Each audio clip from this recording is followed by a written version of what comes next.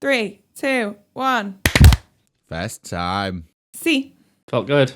The one-time clap. The pop bop. Bap, bap. Giddy bop. Boom. Okay.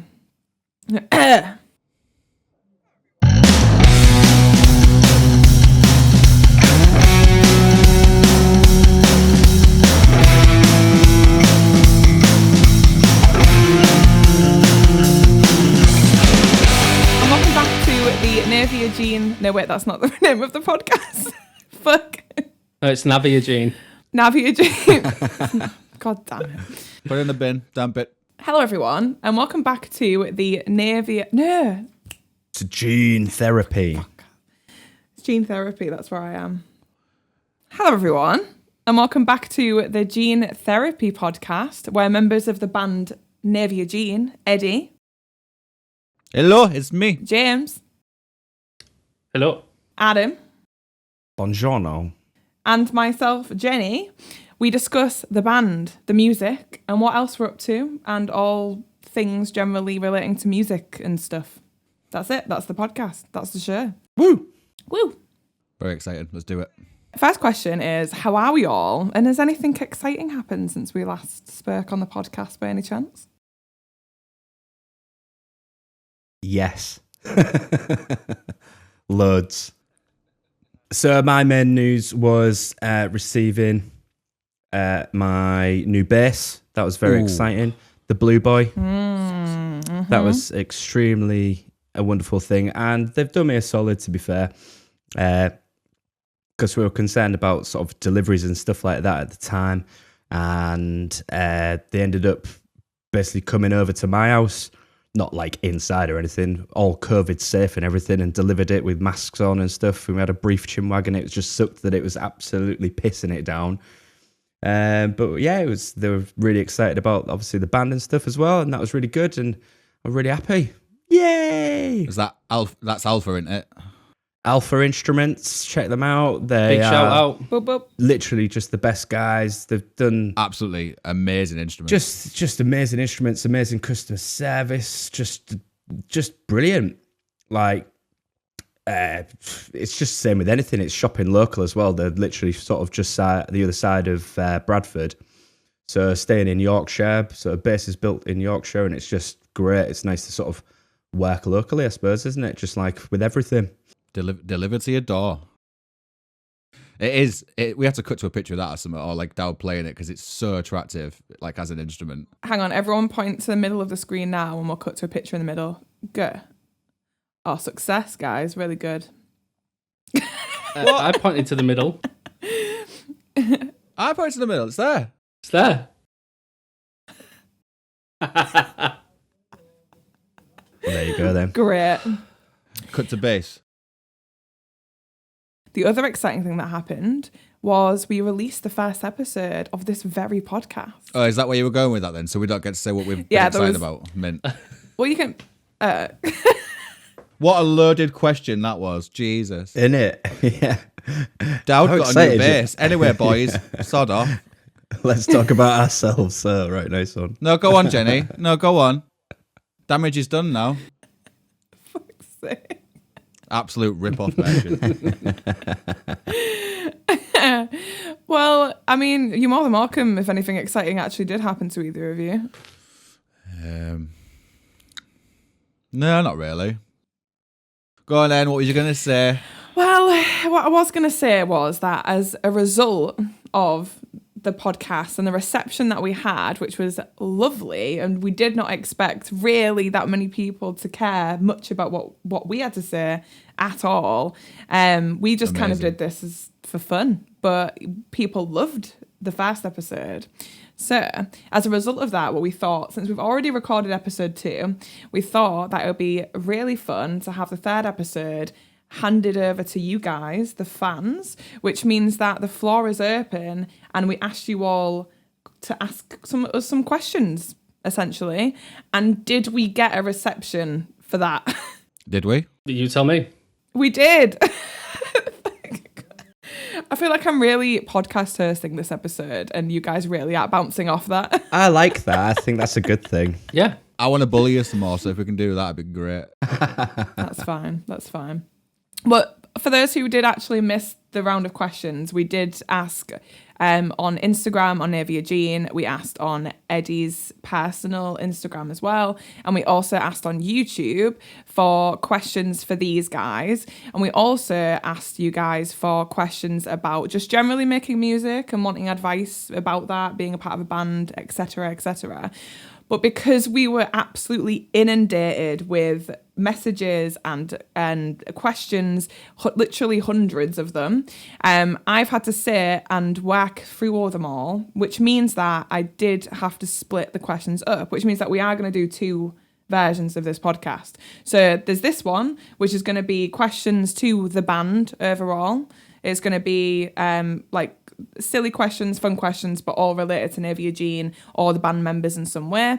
And then next episode, so episode 4, is going to be we're all going to turn into agony ants, which is going to be people's questions about making music and like how to do it good and being in a band and how to get your work out there and all that stuff. So you can expect that in the episode, which will come a week after this episode. If Dowd had an agony ant column, it'd be called When in Dowd.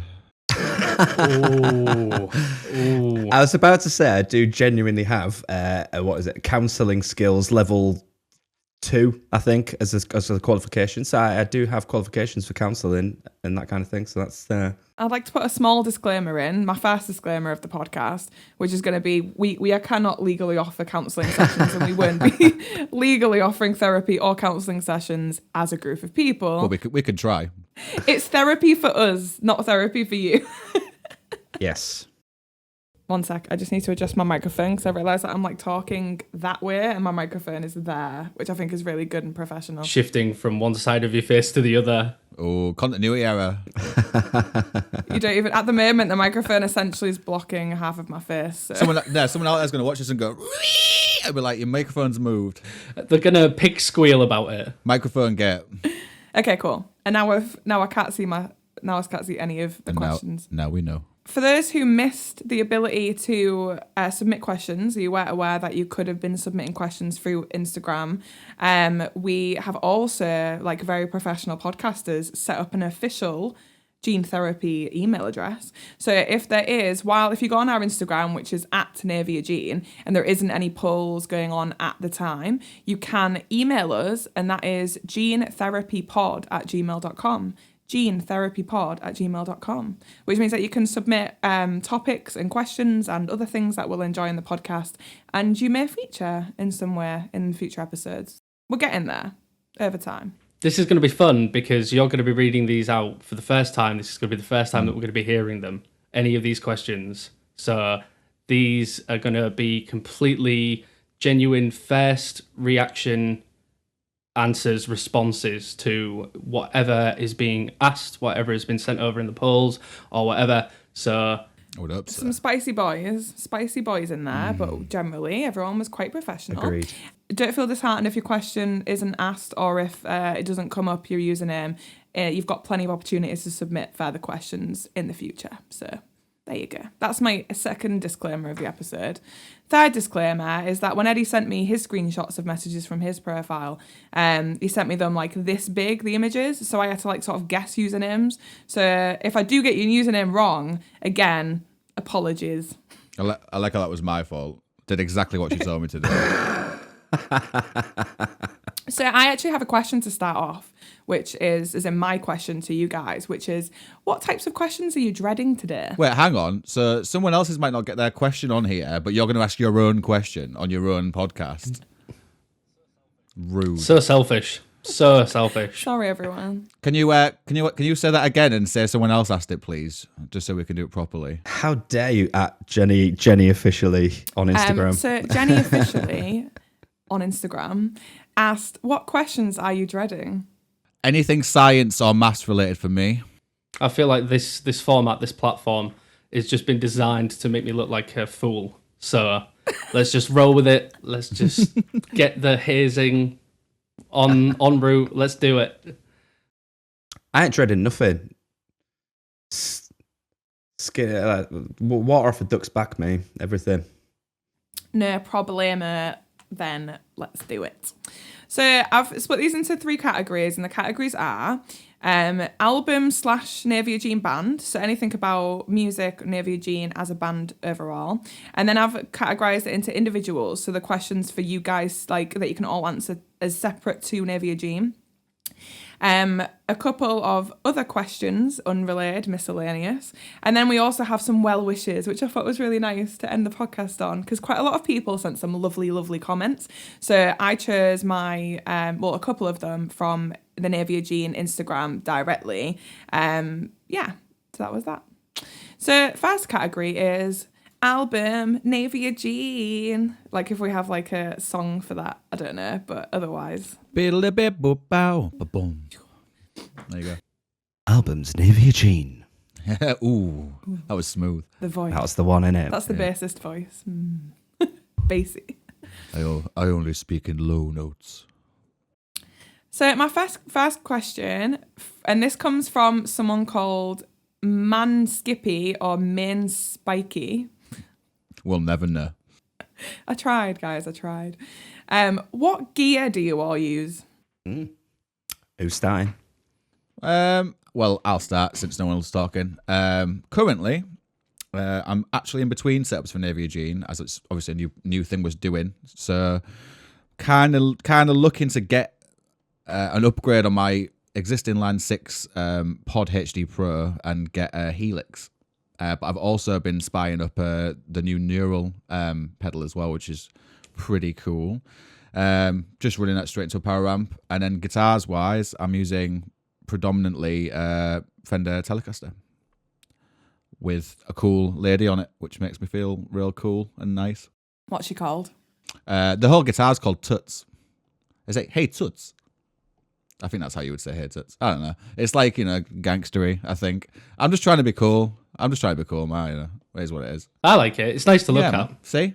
It's That's lovely. what I mean. It's all about the aesthetics, I couldn't care. whatever. Right. That's me. Right. So I have potentially inspired Eddie because I've started streamlining as much as possible by using, again, a Line 6 Helix LT version. Didn't see the point in getting the full flagship. Don't need it. As already mentioned, Alpha Instrument basses, specifically Mako's, 5 strings, yum. I've just and a little Ibanez Tallman as well because I wanted to be a vet young. I look nothing like. First of all, I'm not a woman, but I still want to be. Yeah, It's a great bass though, that. absolutely. Oh, also and Black Star amplification, yum. Yum, yum. You got the sexy ones as well with a little star on it, a little double stack. Real nice. Yeah, the Unity. I was going to stuff. say your bass tone is fucking the best bass tone I've ever heard in my entire Yeah. life. I love it to yeah. death. When mixing the live sessions, it was literally just a direct in, and that was all I used. It was so I good. spent a lot of time just trying to craft it on multiple platforms as well. It was like on monitor speakers, in headphones, then through the cabs.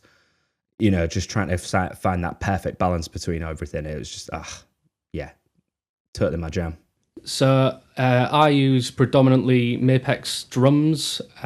So all my shells are Mapex. My snare drum is a Mapex Black Panther Cherry Bomb, 13-inch by 5.5. My pedal, I had a double kick pedal, a Falcon, that I'm currently using as a single pedal, just because it can take a beating. In terms of He also doesn't need a double pedal either. His one foot is fast enough.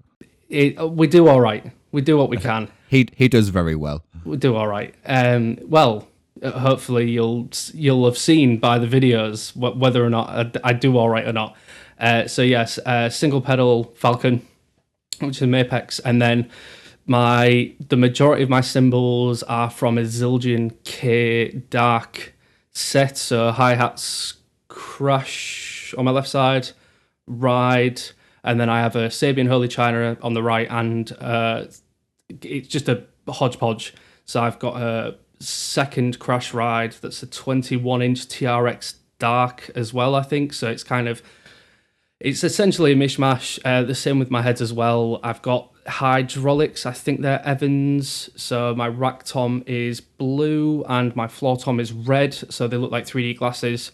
And then I've got a black Remo power dot reverse, I think, on my snare. It's been so long since I've been in the gene pool space that I almost can't remember at this point. But yeah, that's the majority of my setup right there, as well as some other odds and ends. Whatever sticks I can get hold of, that type of thing. But it's subject to change. But at the moment, and since I can remember, Mapex gear has treated me well because it can take a beating and sound all right, which is, as you can imagine, what I need when I'm playing this kind of stuff. What are those little like voodoo beads that you've got on one of the cymbals? Oh that yeah, make it I real was going to ask trashy? that question actually. Because they're cool. So there's a YouTuber. Sorry, I'm just going to have to double check the name of his channel because I don't want to. Everyone elevator music. Does that mean you'll end up getting a YouTube strike?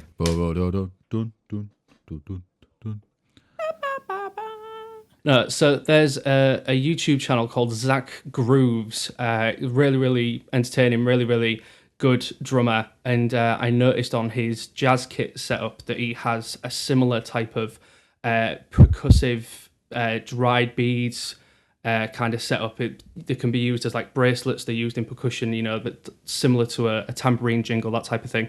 And I decided to get a set and I put them over the bell of my Crash Ride, so it gives it a bit of sizzle instead of getting something more specifically for that sound. I wanted to try and mix it up, and it also means I can just take it off and put it wherever I want to get a weird sound. So, And it gives you a sizzle on your bell. Oh, you got done there. It does sound real mint though. That cymbal sounds really good. The problem was I still laughed and I knew exactly what he was talking about, but there's just something about that word, isn't it? Hey, it is what it is. The fact that you were able to sort of move your bell anywhere, I quite liked that as well. Do what I want. So this comes from Krugers299 on Instagram. Asks, do you plan to re-record some of the songs from the first album? I don't think so. I think what we'll draw the line at is just doing live sessions of them or like covers of our own stuff. Do you know what I mean? Like gene pool sessions, more like that. I don't think there's any need to really re-record or revisit that. Yeah, they're totally their own thing. They're standalone, hard, very, very well. So there's literally no need for us to get involved on that one. The production's so good already on it. The song is already great on it. So yeah, for me, there's no point other than, as you just said, sort of revisiting our versions of it, I suppose. It doesn't represent us either. Yeah, well, it does. Yeah, it definitely represents a time period, and I really enjoy playing everything from that album. And that, I think that's specifically the point, isn't it? I get to enjoy that album still for what it is. I want to jam Faithless, but I was just singing it a little bit before we started this podcast and realised that the high note in that song is substantially higher than any note I've hit recently, and probably won't ever be able to sing again. So might be out the window. It's a good job that you've got me and Dowdy then, isn't it? Well, that's true. Yeah. Well, yeah, we all know about Dowd's high-pitched singing ability. My castrato. Nice. Third question comes from Skeptical One on Instagram. And he asks, what is the main tuning that you write in? I don't know if this was aimed at specifically Eddi or if all the band can answer this, but... Well, I would imagine it's specifically me, and it's a simple answer. It's just B standard. Occasionally, now Dowd's been doing a bit of riff writing for me. It's a little bit of drop as well, so drop A, but it's just standard B standard. Half of the reason for that is obviously the writing in terms of the drop, but... I sort of found over time as well, I don't really like playing in a drop tuning generally on bass. So I've taken my entire thing a tone down. And so far, over the last sort of 8 years or so, I've found that like not many people that I've jammed with have gone any lower than my low A. So I've just not seeing the point in actually doing anything other than that. So mine's technically D standard, but low A. Yeah. Yeah. The another thing with that one though as well is when I first started writing songs to make it into an album, the first album, basically always jammed Queens of the Stone Age songs, and that's in C standard. And I was just like, well, I really like how this sounds with all these chords, so I'm just gonna knock it down half a step, and then just fell in love with that tuning. So yeah, that's why B standard. So I've got a question from my favourite username. Congratulations, you win Jenny's favourite username prize, just because it's fun to say, which is Moop Face Down. I just like it. Nice. Moop Face Down. Does Eddi play drums on the Navier Gene original album? The original album was tracked in America, and Aaron Kitcher actually played drums and cymbals separately. So did the shells and then the cymbals, but he played the drums for that album. Angel Boy on Instagram, or Angel Boy, not Angel Boy, Angel Boy on Instagram asks, where do you get all your great ideas from? Coog? So what I do is I write, I put all my ideas into 3 different circles. No, I don't know. It depends, really. I think this is going to be subjective from each person, but I think as a broad answer, a lot of people find that they take inspiration from their favourite songs, their favourite artists, things that they're maybe listening to at the time, whether they consciously mean to or not, as a source of writing lyrics. I would say going through emotional experiences, whether it's a sad experience or a joyful experience, is usually a big inspiration. Or maybe you've read a book that has been quite powerful and moving, or seen a movie where you go, oh, that's blown my socks off. I liked the subjects that were discussed, and it creates this like a spark of creativity, not necessarily to immediately write a riff or anything like that, but could certainly spark an idea, like maybe even just a line or a phrase for lyrics that could then potentially be elaborated on. You know, that seed is there, and hopefully if you don't forget about it, it'll grow and turn into something. But that's just me. That's just my... Yeah, I think it kind of depends on, in terms of great ideas, it's which art form they're kind of talking about, because that changes for me each time. So whether we're thinking about sort of artwork ideas or sort of video ideas for the future and that kind of thing, that's all sources from elsewhere. Because I know, like yourself, James, you get super passionate about, you know, any kind of video ideas and stuff, and I like what you can bring to the table. Going back off the joke, but Eddi was totally right in what you said about you in the first podcast. Do you know what I mean? About it's like you have got this pool of information and knowledge that you just draw from, that nobody's else ever's heard of anything like that before in their life. 9 times out of 10, like total B movie stuff that. You know, it's really good, that. I mean, if we're talking musically, I think the only way I could describe my inspiration is just purely random inspiration. There are times that I will say, I want to write a song today, and I'll just go and get a guitar and just sit there until I like the sound of something and then build a song off that. And usually, if I find something I like, I can build a song off it, or organically build a song off it in like an hour, and it sounds great. But generally for me, it's random inspiration. And a little story about that, an example of that for me is in one of my old houses I used to live in, there was an extractor fan in the toilet, and it used to hum in the key of E flat. And I would obviously go do my business on the toilet, and I'll just hum along with it until I found a nice melody, and then that turned into something else, and that turned into something else. And basically every time I go to the toilet, I would sing this song, and then finally put lyrics to the song, which ended up being about the subject matter of being on the John, and then you wouldn't know that turned it into a full song. To it. You wouldn't know, which is really cool. But basically, it's a poo song. It's great. So that's where inspiration comes on for me. How about you, Jenny? Where do you get inspiration from for all of your works? I mean, people don't really know about my works or what I do, but I watch lots of music videos from lots of very talented artists, and I make sure that I'm as informed as possible about anything that I'm doing. And that is a really, really boring answer, but I think I have to be vague because if I explained what I did, it would take half an hour anyway. So yeah I'm well researched. I know my shit, and Yeah. Fair. Basically, I'm just fucking mint, honestly. Well, speaking of arrogance, this question's about me. How did Jenni get involved with the band? And there were a couple of people that asked similar questions.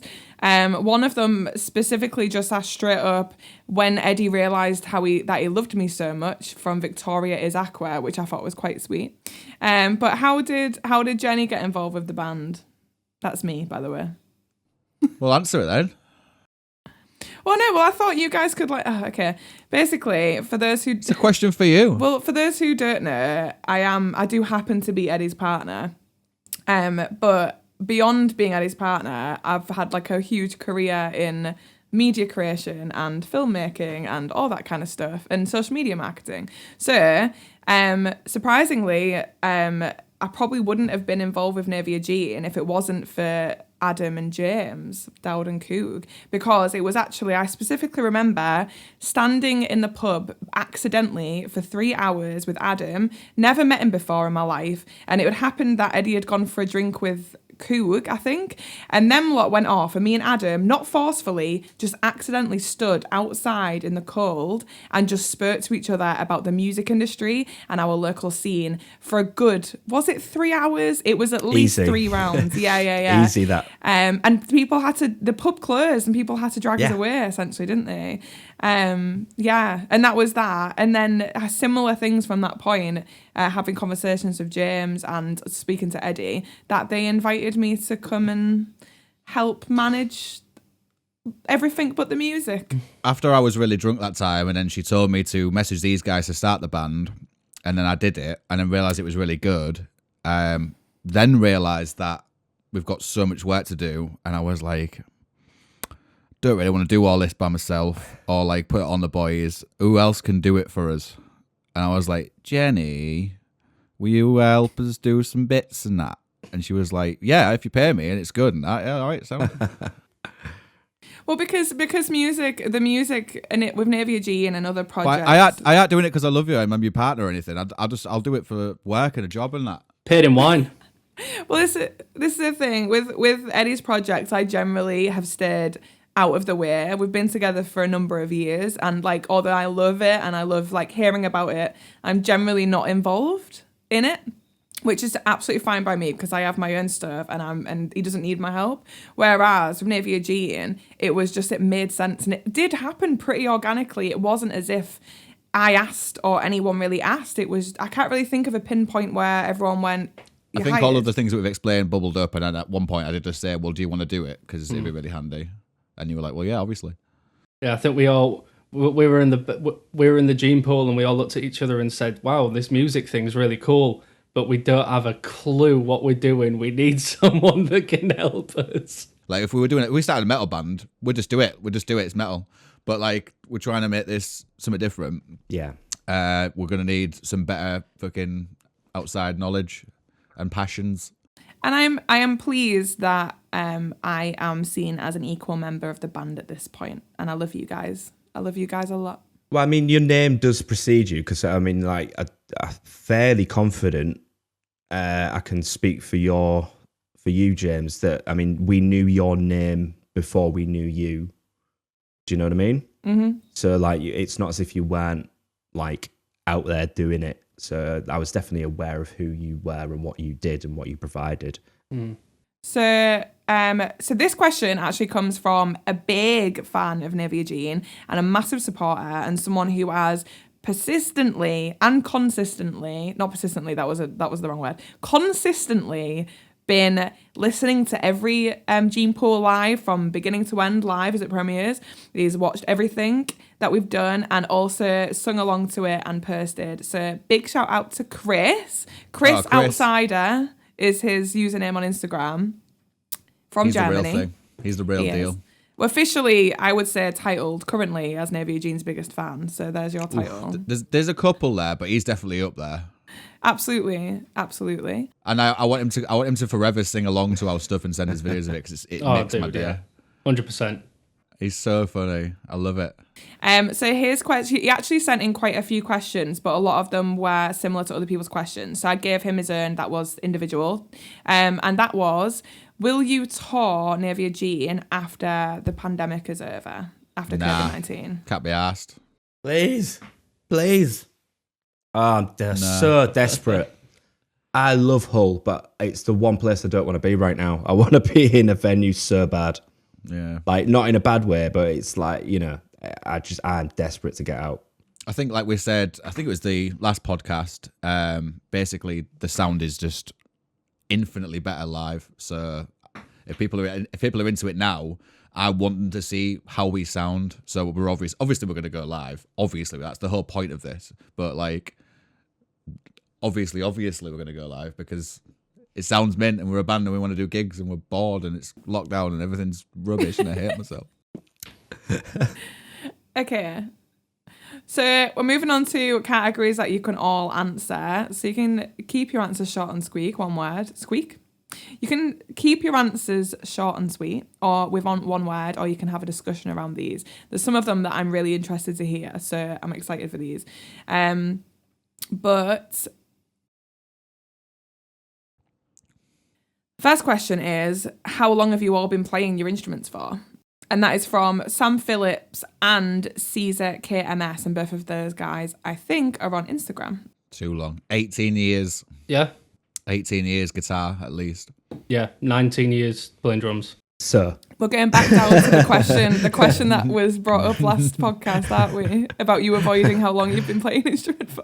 I tell you, it's not just that. It's more about avoiding, because I think a lot of people like the idea of me being a pure bass player, but I am not. I am a traitor. Boo. In the sense of I started guitar first. Ooh. And then moved to bass because it was more viable for me. And I was not the guy that was put onto a bass. I decided myself that I was going to play bass because there was more job availability. When did you pick up a guitar and when did you pick up a bass? We need the years, we need dates, figures, data. So I must have been about 12, 13. So that's a good 20 years now. Easy. Good 20 years playing. It's a long time. Yeah. It means that you're very good, right? It's only a year longer than Coog and 2 years longer than me. So I was a young boy when I picked up my first stringed instrument. Exactly. Just Gandalf. And Gandalf of bass. Dowd. Dowd, we said the same thing. Got it. Boom. Cut it. We've done it now. We've reached the peak. Yeah. Boom. Gandalf. Okay. You shall not bass. You shall not slap. All right, so this was a really popular question, but it was phrased in different ways. So I am going to morph two questions into one, essentially. So from many people on Instagram and other channels, do you have normal jobs outside of music? And what do you do other than music? Can I start? Because I've got the shortest answer in the world. Yeah. So yes, I do personally work. But I work in education as an FE, like further education college music tutor. And I literally don't do anything else. Danny Cook on Instagram said that used to be his tutor at school. That's and right. he actually had a question, so I'll ask his question in a bit. I was going to say, don't sell yourself short. You're a really good artist as well. Like you say you don't do anything, but it just so happens that everything that you do, you're ace at. So behave. Now I've fronted what I do as a job role, but what I love the most generally is the process of stuff. I really enjoy making things, basically. In terms of day job, I actually do the same as Adam. I'm also, we actually we're co-workers. We work in the same place, doing the same job. I'm currently, just a little peek behind the curtain, I'm currently finishing my teacher training. So I'm not as good as Adam, but I love what I do, and I absolutely love being a part of music and being able to do it on a daily basis is absolutely amazing. Well, I don't have any other job other than writing music for the bands I'm in. Obviously playing shows, things like that. I make my income basically off all three of my bands. I do actually miss having a job though, because I was much better as a person when I had responsibility and schedules, whereas now I can just basically do whatever I want whenever I want. I don't do anything because there's no one telling me to do anything. Harking back to the old question, is one of the reasons why you got me on the team? Yeah, absolutely. But before I was unemployed, I went to Toys R Us and I really enjoyed it there. Rest in peace. Oh yeah, forgot about that. Have you got your Toys R Us sign in the back, Eddie? I have somewhere, yeah, actually. I'm pretty sure it was in the background of the first podcast. Oh, there he goes. Is it still a company in America? I don't think so. American fans, you can tell us in the comments if. So, I was actually a trained bike technician there, so I would do all bike repairs and build bikes and stuff like that. And I also worked in warehouses and did all stock and things like that. But I was primarily a bike technician. And I robbed that before we closed, so I always have a piece of the toys with us. I do have a vague memory of coming to like talk to you about a bike in Toys R Us like years ago. Just threw that on the floor. All those little kids at weekends and the families coming around just like dragging stuff all over the shop, and I had to tidy up every 5 minutes. I was like, just get out of my shop. Just get out. Hate you. That was me. It was. There was never a family. It was just me terrorizing. Am I answering these questions? Yeah. Yes. Yes. This is my normal job. This is what I do. Right now, Navier Gene isn't my job. It's a hobby that I enjoy very much. But the rest of, I do basically the same thing, but for other people. That's essentially the really short answer. Uninspiring, and short, but. Stop being so concise. Sorry, I'm just efficient. We've got time. We've got a time limit here, guys. Next question is your ideal careers out of music. This is from Not Emmett. That's a really good question. I don't really think I'd want to be anything else but a musician, and I'm not good at anything else. And I always wanted to be a fireman as a kid, so that's what I'd probably be, or try and be. But I'm not fit enough, and I really don't like fire, so that'd be a terrible career. I don't know why I even want to do that. I think that's the point of being a firefighter, is you're preventing the fires. Yeah, you don't like the fire. Yeah. I want to be a fireman because I fucking love fire. Arsonist. I had an interesting story to a certain extent, and it was the reason why I started playing music, or learning how to play guitar, unfortunately, not bass. But I had dreams of being a professional footballer, which was a thing. And I went for trials with the local county to go be a goalkeeper. And genuinely devastating news. The coach, who was obviously the coach of the team's son, got the position. And pretty fly for a white guy, The Offspring was on the radio when it came through. I'm sort of aging myself again there. And that just instantly made me go, there you go, guitar then. And that was it in terms of careers, other than being a professional footballer or a musician. That's all I've ever thought of, nothing else really. I always forget that about you. Your troubled past as a would-be footballer. Harkening back to what you said earlier about woodworking and stuff, if I wasn't doing something musical, I'd have to do something creative and hands-on. Woodworking, building things from scratch, maybe even I know it's technically music adjacent, but a luthier or a drum builder or something like that, just because it'd be so cool. Or I'm majorly into Man at Arms, the YouTube show. Great. So Great blacksmith, learning how to build medieval weapons for props for movies and TV shows. That'd be so cool. Literally, that was my so answer. Cool. It's literally the same. James, maybe in the future. I mean, we're very similar as people, we've already discovered, but maybe in the future we would have worked together. Or maybe in the future we can work together. But that's literally what I came into music and live events. I went in and did lugging flight cases and doing all the crew stuff. in theatre and for festivals, but I went into doing live events hoping that I could find someone who worked in film or television so that I could jump into the same job but on a set. But then I never did, and I was obsessed with the props department in theatre, and I got loads of opportunities to do scenic painting, like set design and painting, but I never got to do it on television and never got to do it on film, and that would be, if I could do it, or like prop buying, location scouting, just making film, I think. Legit, I think we could all probably do that as a bit of a side hustle, because I'm watching like Adam Savage stuff like every day. Maybe that's what we need to do. Who does that?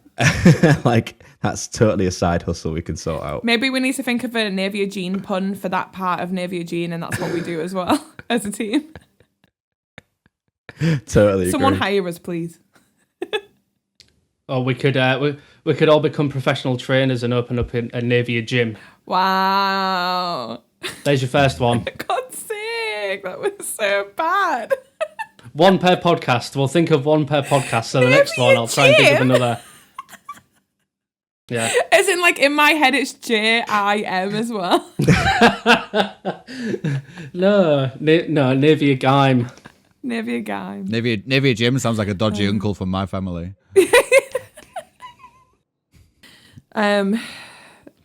So what was your favourite band as a child or a teenager? And this question is from Eclectic on Instagram. The Offspring. Instantly, everything's they're just the best band for me. Always has been, always will be. Ruben, yep, I could name 1,000. Sorry, carry on going. Everybody else. One. The Offspring. I remember The Offspring. Was it Girl or the Bad Guys One? Is that Offspring, or am I being stupid? That's Bowling for That's Soup. Bowling for Soup. Jenny. I meant Jenny. Self-Esteem. Self-Esteem was one of my favourite tunes growing up, actually, and it like made me really happy. And I remember it was like one of my first pop punk songs that I ever listened to. Also, Girl or the Bad Guys One, but it was, Self-Esteem was one of my first pop punk tracks that I listened to. If it wasn't for them, like, I definitely wouldn't be here for sure. Deep.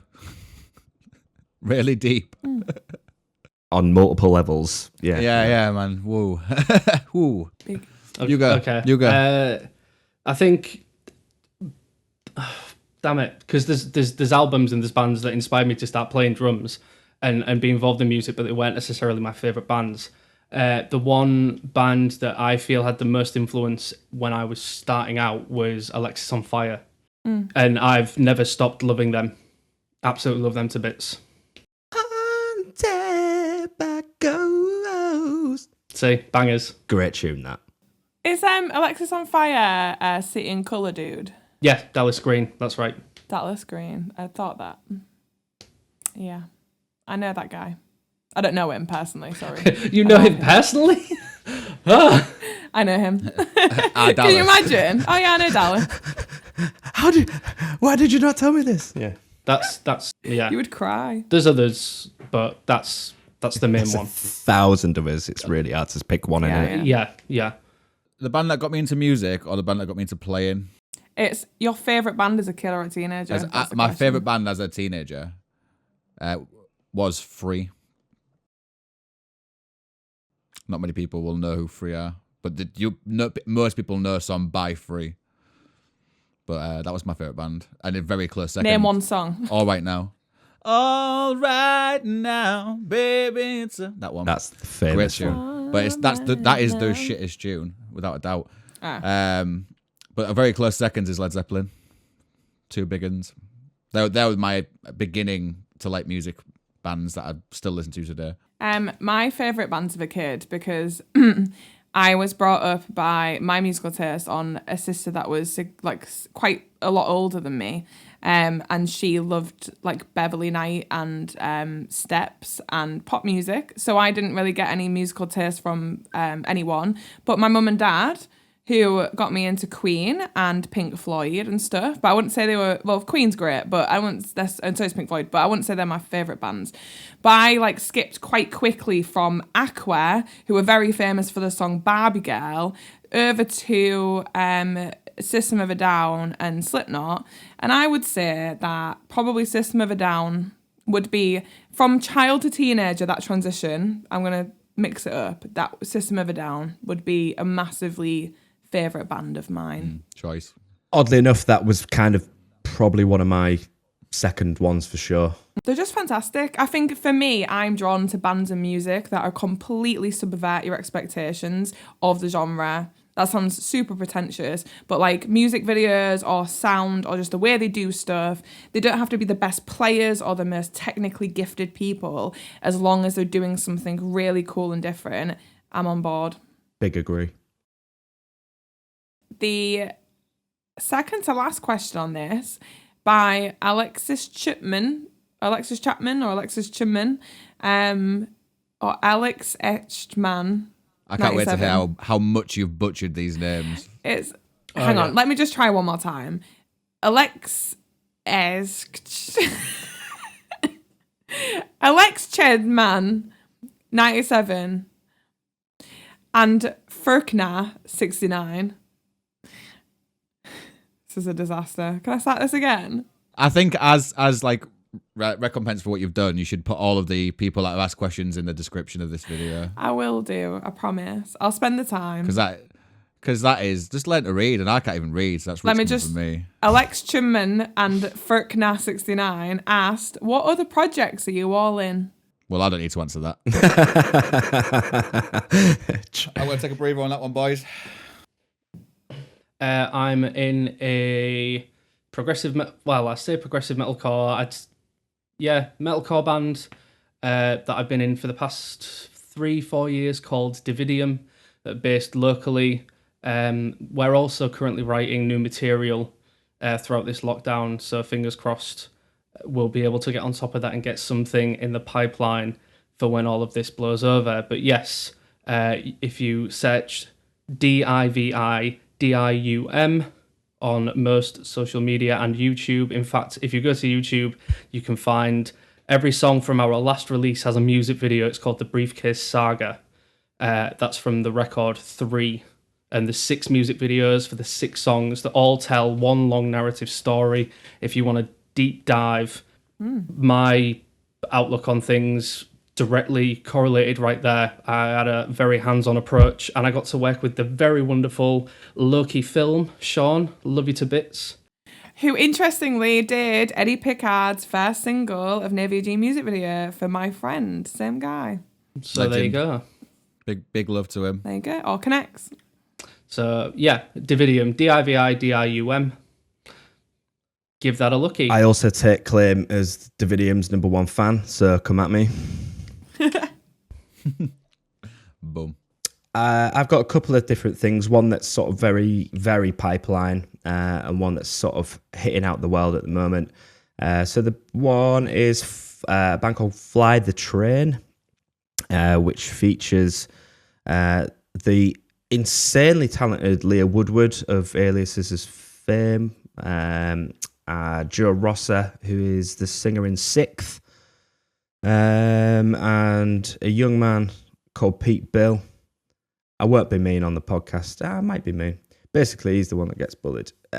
So can't be mean. You can't be mean. He's this. He's the. Even if he has 2 first names, he's still fantastic. What's his name again? Pete Bill. Pete Bill. I'm so sorry. Even better, obviously, his middle name's like a first name as well. Pete John Bill. Shut up. It's so funny. That's not right. That is a skinwalker name. That is not a human man.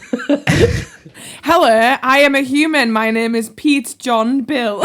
I wish he was like a robot, because like his timing's horrible. I'm only joking, Pete. I'm only joking, Pete. No, but Fly the Train. Yeah, I really like Fly the Train. It sort of explores, in terms of what I bring to it, is I mean, what I like about it is we're all separated. We're not sort of from the local area, and like this group. So we've been sort of doing like the lockdown writing thing for years now. So I've managed to sort of get some good practice with that. But what we sort of do well was putting out singles at the moment. We've got another one coming out soon. And we're just sort of releasing it month by month at the moment. managed to record the stuff at a beautiful studio called Orange Tree Studios in Norwich with a gentleman called Andy Hodgson. Absolutely gorgeous studio, really top stuff. But it's kind of, I want to sort of say, bit bring me kind of, or like modern bring me kind of sound. But we're sort of pop with tech, metal-y stuff involved, I suppose. But yeah, helps me kind of explore like the fluid bass player that I am, as well, unlike the more aggressive stuff, which is, I like both. I like a bit of both. The other one is another project, like just with Leah and a wonderful, amazing vocalist called Emily Aldridge. Not Emily Aldridge. I recognise that Is name. it Emily Aldridge? Maybe you've explained. I think you might have said that name before. Yeah. Yeah, Emily Aldridge. Sorry, Emily. I'm so sorry. She's from Portland, Oregon. Amazing vocalist. Just, it's really hard to describe, but the music's dark, basically. It's kind of dark, sort of heavy, trip-hoppy. Ooh. Just good I've not fun. heard that It's good before. fun. I'm excited to actually look that one up. No, it's brand spanking. So we've kind of just found Emily. So, and that's working with Leah again. So I'm really excited for that one.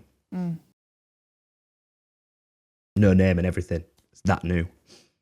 Oh, right. So I can't look it up then. No.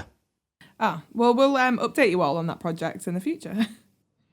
You're working on a musical project as well, aren't you, Jenny? Yeah, you are. Yeah, you are. I'm in a band that also has no name because we can't get our shit together. And essentially, we've recorded 4 songs and they're really, really good, and we really They're like all them. mint. Really mint songs. And Eddie produced them for us. And we have sat on it for 6 months and not done anything. So I'll update you on that one, guys, maybe in a few months. But I am the vocalist in a band that has multiple names. Yeah. That's it. I'm blushing. I don't like it. The people need to hear that though. It's good stuff. It is good. Look, when we have it, we'll release it. For now, everyone needs to sit tight, and maybe one day I'll be the vocalist in a band. Which, harking back to another question, actually, if I wasn't a prop and set designer, I would actually be the lead singer in a band. Would probably be my dream job. As in, like, because I'm not in music. I'm not in a band. That's like, yeah. Last question of this is, if you could collab with someone or feature someone, who would it be in Navier Gene?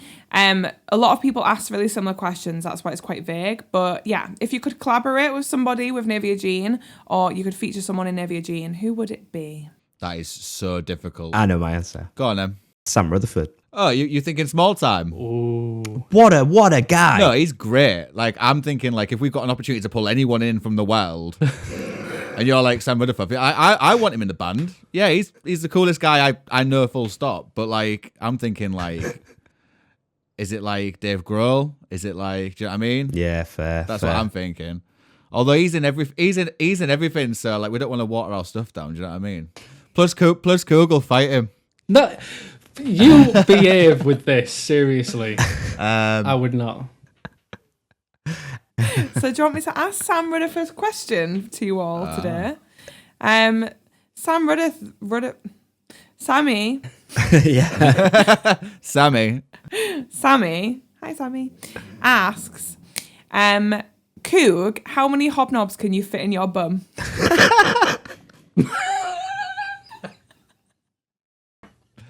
The answer is too many.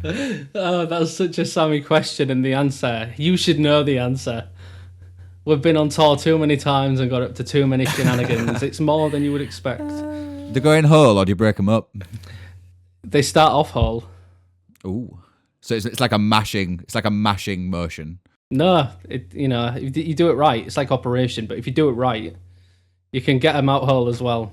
Jesus Christ. This took a really weird turn. See, I told you, let's just get the weirdness. But yeah, for context, Sammy, the Ruddernaut, was the vocalist in my and Dowd's previous band, The Colour Line, and is currently the bass player and backing vocalist in the band New Meds. Yeah, I like him a lot. In terms of bigger, like anybody in the world. I've got it. Lady Gaga. Oh, yeah. Instantly. Yeah. Gaga hit us up. That's the one. Gaga, please. I want to work with geniuses, and I want to work on a music video or some kind of music project with people like Gaga or anyone of her caliber in terms of creativity. And the idea of her, did anyone see when she did the Metallica? She did a collaboration with Metallica, I think. Just the idea of someone like that in the pop sphere, anyone in the pop sphere at her caliber doing something with a rock band as a project really excites me. Annoyingly as well, Miley Cyrus is killing it at the minute. She'd be good to get on board. Yeah. Oh, yeah. That's a really good example there, I think, of someone killing it. Well, I suppose Jamie Lenman would be my one. 'Cause he just gets it. Yeah. He gets it. He gets life. He's a sick cunt. I'd put out not really a curveball, but just someone that you maybe wouldn't expect. I'd go Trent Reznor. Ooh, nice. You know, just Now, like again outside the box. that question's really made me want to have these people. Yeah, like actual access. And I know for a fact it's never going to happen. So it's like really gutting. All of them together in one room. Ooh. I mean, I wouldn't need to be there because all the jobs are taken. Really. No, it'd be me sat there feeling like a prat with hobnobs up my bum. There you go. Not knowing what to do. Like Sam Rutherford's there for some reason too. He's always He is. cutting about though. He's going to be somewhere. He gets about. You probably open a door and he's behind it. You know what I mean? Well, that is actually the end of questions overall. There was, I say, the one question that was left, which I mentioned earlier, that Danny Cook, who was an ex-student of yours, Adam, he actually asked a question that suggests that he hasn't listened to the first podcast. So I'm going to use this opportunity to plug the first podcast. Thanks, Danny. Danny Cook on Instagram asks, Dowd, how did you become to being in Navier Gene? Which actually you answer if you pop back over to episode 1. You'll be able to find the answer to that. Off the record, Roxy's done the biggest fart I have ever smelled, and my entire room. That's on the record. Mate, my entire room is filled with shit smell. That's making the cut. Cutting the cheese. Let me just show you what she's just absolutely monged out on my sofa here. Oh. Yeah, but look at that smiley face. Little monged out on the sofa, just cracking eggs in the air. What was you saying about that professional podcast thing you were trying to do? Shut up. No, you shut up. Okay, so the last part of this podcast is the point where I make you feel really nice and fluffy and warm from all of our listeners and also fans who maybe haven't listened to the podcast yet, get to have a little shout out to show some support of the band so far. Now, it feels a little bit like potentially this is me being like, it's like a big-headed thing, like, oh, look, we're a band, look how lovely our fans are and look how much they love us. But actually, I think that because at time of recording, we have only just released the first podcast yesterday. And for me, and especially, for you guys, it's so heartwarming, the fact that the support from just, not music as music listeners, but, just love of just hearing, you guys talk is baffling, actually. Yeah, it's so kind. I've had a couple of messages specifically today from a couple of different people, and I'm so stoked with the way people have reacted. So I can't thank people enough for checking it out and digging it. Yeah. Yeah, thank you all. So the well wishes, I'm going to shout out some usernames and with what they said. So Capricorn Pep listens to their music whilst doing their laundry, which I thought was kind of cute. And then Pedro Sina says, love from Brazil, not a local band from Brazil, which is mint. I'd love to go to Brazil. Mm-hmm. So there you go. Pedro Sina is your username, but if you can get your local promoter to pay for us to come To Brazil. We'll just do a holiday there and do a one-off. There you go. And we'll have some pizza with Petrosina. There was another person, I think it was in Alaska. Hell yeah. Asked if we could share some pizza with them. Won't be sharing no pizza. It's all mine. We'll share a pizza. Eddie can have his own. Damn right. There you Thanks. go. Thanks. So Reese Fair Guitar, which I specifically remember as a username that I wasn't sure what it said because of the small text, but I hope it's Reese Fair Guitar because it's so lovely. Says Dial Learn, the live session, is currently getting them through lockdown, which is really nice. It means a lot. Thank you very much. One of our favourite one of our favourite fans is Sure Feet Guy. I think we'll all attest. He's the realist. That we've seen about. We've Sure seen you about. Sure Feet Guy is the realist Sure Feet Guy. And he says, assuming it's a he, it's not a question that he has, but he's just reminding you all how beautiful you are and how much he loves you.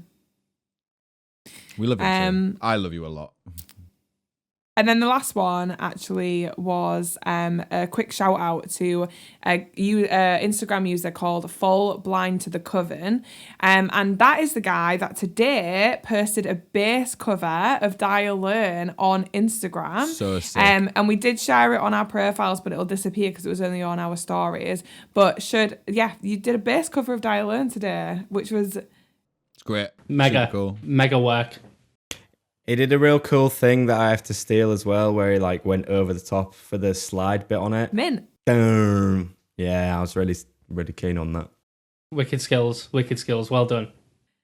So that concludes, actually. We've been recording for quite some time. I actually cut the questions down and we've managed still to record for quite a while. As podcast listeners, you will be listening to the abbreviated version of this podcast, but we've been sat here for quite a significant period of time tonight answering questions.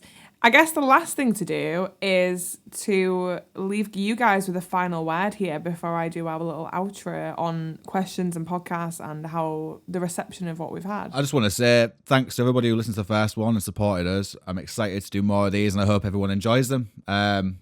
Stay tuned for plenty of other gene therapy and Navier Gene related things in the future. You're going to be excited because we are. It's going to be pretty tits. Literally that. Say it again. That's all it is, isn't it? Yeah. Thank you so much for the positive feedback, for even caring.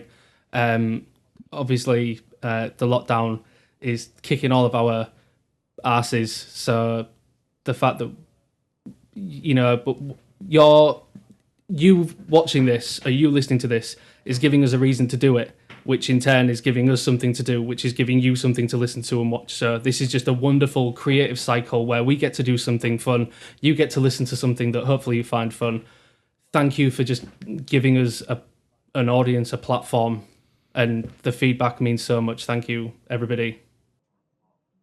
And if you have any questions at all that might feature in future podcasts, then you can submit them through Navier Gene, says at Navier Gene, on Instagram or on Facebook, or YouTube comments, that kind of thing. We pick up pretty much every engagement right now.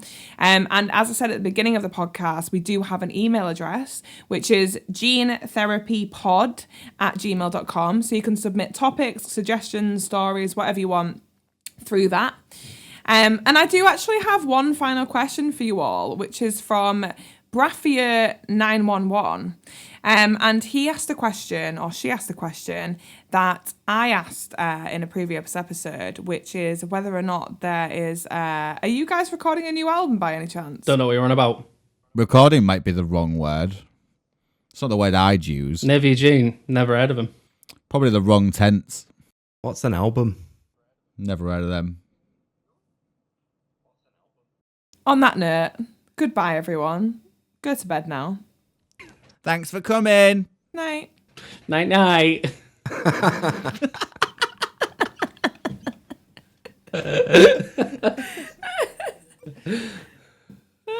was a good one, that one, wasn't it?